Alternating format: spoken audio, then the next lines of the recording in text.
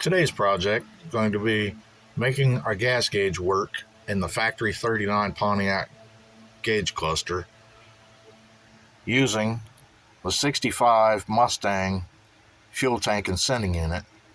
We do this by using this ohm converter. So in order to do this, I have to program this box. You have to do that with a series of movements from the sending unit.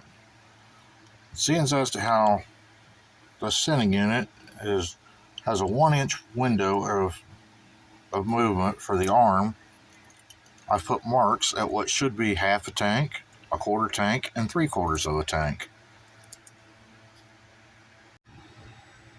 With everything hooked up via jumper wires and all that, I have the fuel sending unit inside the car where I can manipulate it very easily. Now we run the float to where it would be full of gas, and then we adjust this screw right here, which will move our needle. Right. Once we have full where it's going, then we push the button that represents full on the gauge, showing that the gauge is indeed on full.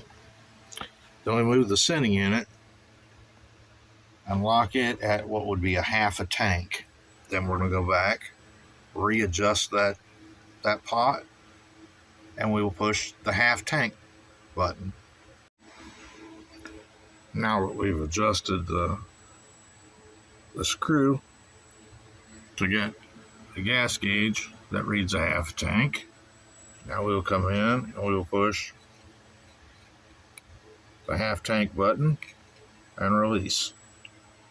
Next, we're going to move the fuel sending unit to what would be empty and repeat this whole process.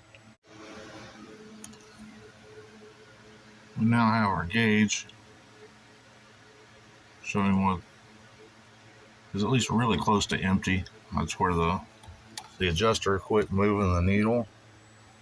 Now we'll come in here, we'll hit the button representing empty, which programs the gauge to that being empty. Next, we're going to push the empty and full buttons simultaneously and turn the key off for 5 to 10 seconds. Then when we turn it back on, it should work. Now that we've been through this whole process, we now have a green light on in the little box. The gauge is showing that we're empty. The fuel float is showing that we're empty. We take this and manipulate the float. And we watch